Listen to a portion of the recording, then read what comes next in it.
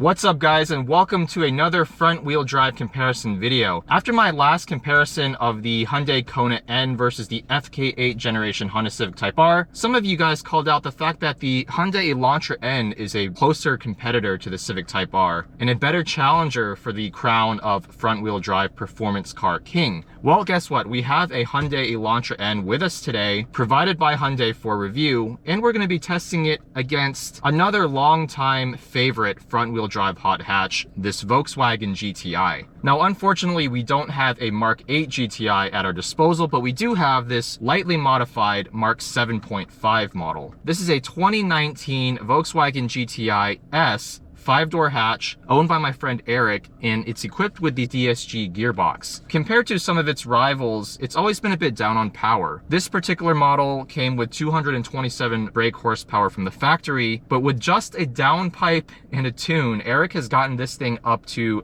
300 wheel horsepower and over 300 foot-pounds of torque. So needless to say, this GTI is not lacking in power whatsoever. So let's see how this GTI performs, and then we'll drive the Elantra N and see which front wheel drive performance car truly is the king. And before you say that this is an unfair comparison because this GTI is tuned, I don't care. I can review whatever I want. Deal with it. It's also worth pointing out that this GTI Mark 7.5 generation, they're going for almost $30,000 with low mileage in the used market right now. So if you pick one of these up for, let's say, 25 to 28 grand and then spend a couple grand in mods, this car is pretty much what you would end up with. So let's see how this thing performs.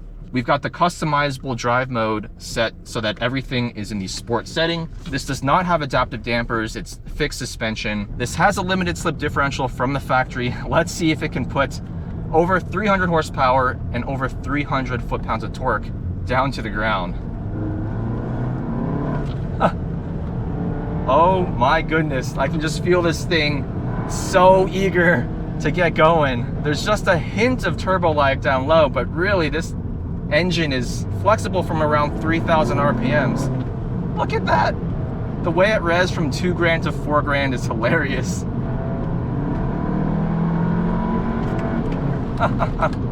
It's always been a capable dual clutch transmission, this Volkswagen unit, but never one of my favorites. That is pretty quick, all right. It's actually putting the power down fairly well with this limited slip diff. The exhaust in sport mode actually has a nice growl to it as well. Just the right balance of aggression without being drony. Stock suspension with just a rear sway bar. It's a good balance. Third gear pull here. Proper torque in the mid-range. Even the low-end torque is impressive. This car weighs just over 3,100 pounds, so it's not particularly heavy. Fairly nimble little hot hatch. Look at the way this car turns in. Good cornering stability.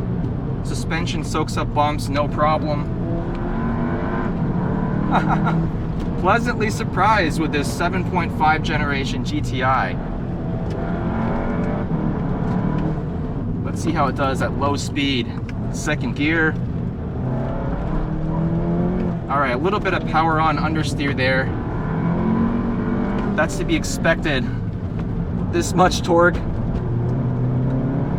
Third gear is a lot more usable even in hairpins. You can just use that low end torque to pull you out of the corner. This thing is properly fun.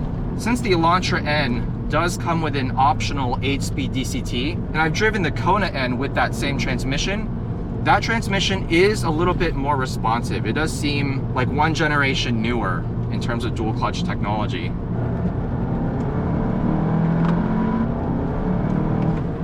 Nary a hint of understeer. All right, just there, it actually didn't want to give me that downshift. Sometimes the upshifts can be a little bit sluggish, not as good as the 8-speed DCT in the Hyundai N models. Steering feedback is average at best for an electric power steering rack. It's quick, it's precise, just doesn't have a whole lot of feel. Overall, I'm really impressed by this MK7.5 GTI. With about 300 wheel horsepower, it finally feels up to par. And once you're just cruising around, this GTI is a really great everyday commuter. I really like the suspension in this car. It's really well balanced. It gives you a good level of sportiness without sacrificing the daily comfort. It's able to strike that fine balance that so many other budget-oriented performance cars just aren't able to achieve. I'm actually surprisingly impressed by this car. I think previous versions of the MK7 GTI that I've driven did not have the limited slip differential, and obviously they weren't tuned to over 300 wheel horsepower. Even with this amount of power, for the most part, this car is able to put the power down to the ground. With stock suspension, stock limited slip diff, this car is actually a lot of fun to drive. And the way I'll summarize it is that in the sea of front wheel drive performance cars, the GTI just feels like it's had so many generations to grow and to improve. And that's exactly what this is. I mean, this is the 7.5 generation of this car. It's been around for forever. The GTI pretty much is the reason that the hot hatch category even exists today. So with that said, let's hop into the Elantra N and see how the latest front wheel drive performance car from Hyundai stacks up against one of the all-time greats.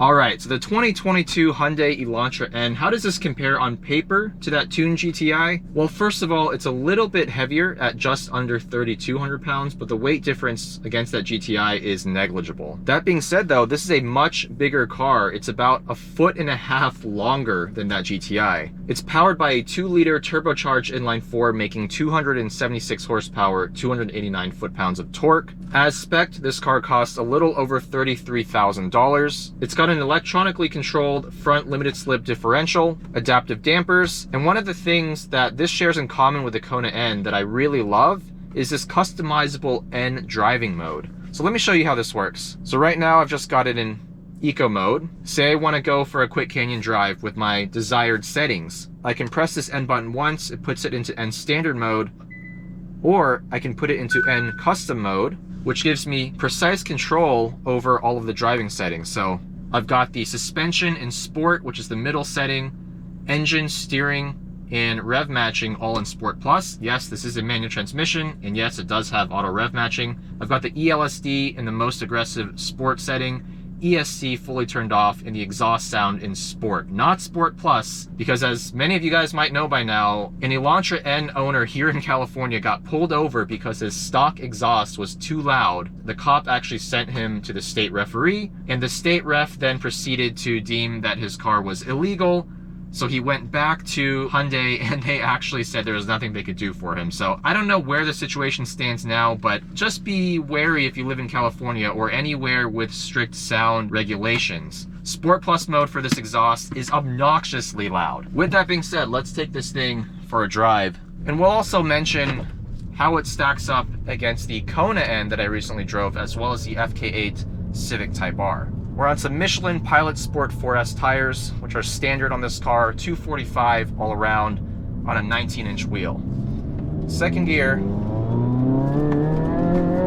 Right off the bat, there's quite a bit more torque steer than that GTI, and quite a bit more turbo lag.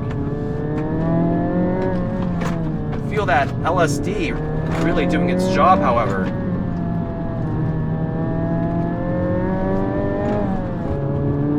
When I get on the throttle aggressively in second gear, it actually really wants to pull me through the corner, that LSD does.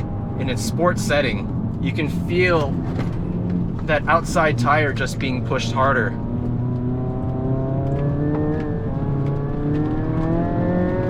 Like right there. No understeer coming out of corners.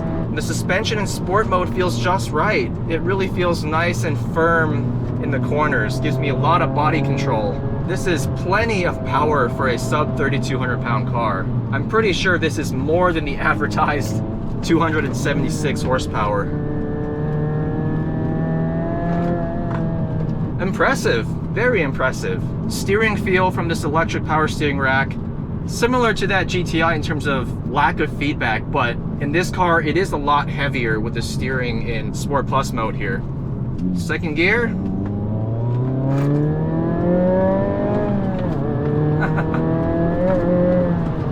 bit of hop over that bump. Rev matching really doing a great job. I love the fact that you can adjust the speed of the rev match, which means if you want a very quick throttle blip, it'll give that to you, or you can have a nice slower and more mild throttle blip for daily driving.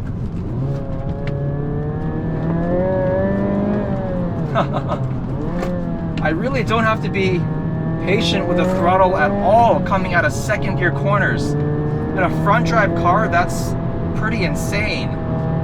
This limited slip diff is kind of incredible. It almost feels aftermarket in how aggressive it is in the sports setting.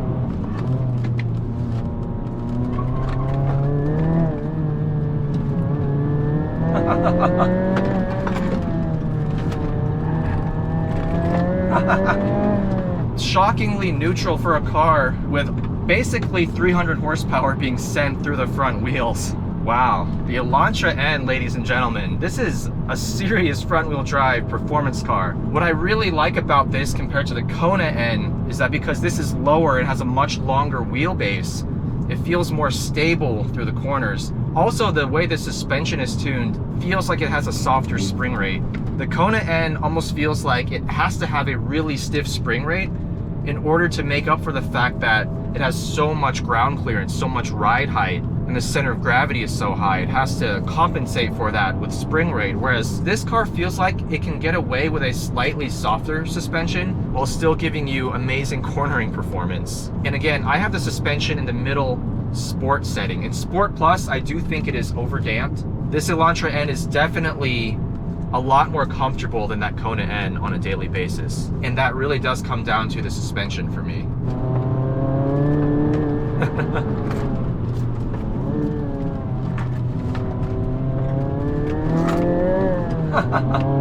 It's so good, it's so much fun.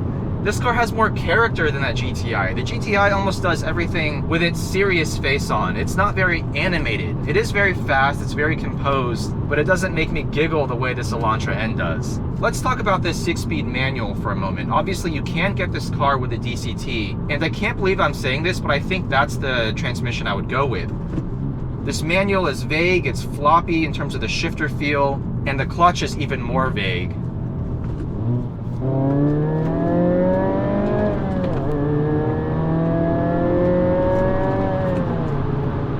When you're driving quickly, it's not a problem, but they just don't feel very connected. They don't feel very mechanical.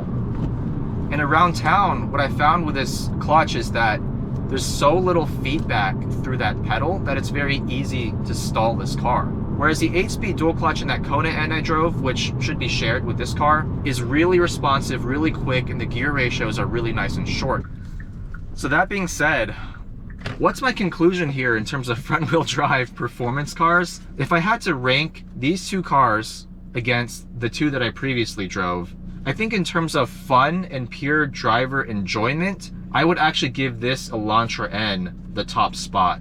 The Civic Type R, in terms of pure performance, is still undoubtedly the king. The Kona N is kind of in a weird spot because it is a compromised vehicle after all, since it is a CUV. It's still a lot of fun. I would say 90% as fun as the Elantra N. But if you really don't need that crossover body style, I would say just go for the Elantra N, especially since it's about $1,000 cheaper. In terms of comfort though, there can be no question. The GTI has been the class-leading front-wheel drive for a long time and for a very good reason. Its interior refinement, ride quality, low NVH, that car has all of those things in spades. So I hope you guys found this video entertaining. Let me know what you think of these front-wheel drive performance cars. Thank you guys for watching. See you in the next video.